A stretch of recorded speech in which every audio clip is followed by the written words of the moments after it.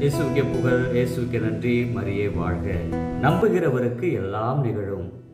என்ன ஒரு அற்புதமான வசனம். மத்தேயு மார்க் 9ஆம் அதிகாரம் 14 முதல் 29 வசனங்களை நாம் அழகாக வாசிக்க கேட்கின்றோம். அந்த பேய் பிடித்தவர்களை சீடர்களால் குணப்படுத்த முடியாது. இந்த பேய் என்பது சிறு வயதிலிருந்தே அந்த மகன் இந்த தீய ஆவியால் ஆட்கொள்ளப்படுகின்றார்.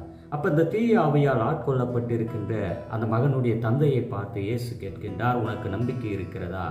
ஏனென்றால் நம்புகிறவருக்கு எல்லாம் நிகழும் என்பதை நீ நம்புகிறாயா? வாழ்க்கையில் நம்பிக்கை மட்டும் இருந்தால் போதுங்க. அந்த நம்பிக்கை நிச்சயம் நமக்கு அனைத்து ஆசீர்வாதங்களையும் கொடுக்கும். அந்த நம்பிக்கை முதலில் இறை நம்பிக்கையாக மாற வேண்டும், பிறர் நம்பிக்கையாக மாற வேண்டும், மூன்றாவதாக நம் நம்பிக்கையாக தன்னம்பிக்கையாக மாற வேண்டும். அந்த நம்பிக்கையினுடைய ஒரு பக்கம் அந்த ஊற்று மட்டும் இருந்தால் போதாது, மாறாக தீய ஆவியை ஓட்டுவதற்கு ஏன் இயேசுவே, ஆண்டவரே, எங்களால் செய்ய முடியவில்லை என்று அந்த சீடர்கள் இயேசுவை பார்த்து கேட்கும் பொழுது, உங்களுக்கு நம்பிக்கை இருந்தாலும் அந்த நம்பிக்கையோடு சேர்ந்து ஜபம் இருக்க வேண்டும், இறைவேண்டல் இருக்க வேண்டும். நம்பிக்கையோடு சேர்ந்த ஜபம், அதோடு சேர்ந்த நோன்பு இருக்க வேண்டும், தியாகம் இருக்க வேண்டும்.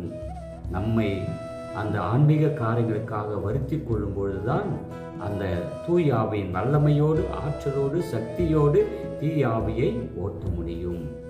தீய ஆவியை எதிர்க்கக்கூடிய சக்தி தூய ஆவி. ஆண்டவருடைய அருளை பெற்றுக்கொள்வதற்கு நாம் பலவிதமான தியாகங்களை செய்ய வேண்டும்.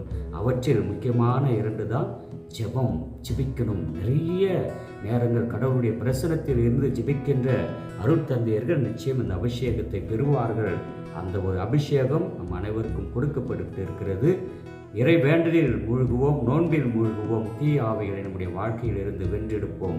எல்லாம் அல்ல இறைவன், தந்தை, மகன், தூய ஆவியானவர் இன்றைய இறை வார்த்தையை கேட்ட உங்கள் ஒவ்வொருடைய குடும்பத்திலும் உங்களுக்கும் இருக்கின்ற எல்லா விதமான தீவினைகளும் தீய ஆவிகளையும் அகற்றச் செய்து உங்களை ஆசீர்வதிப்பாராக. ஆமேன்.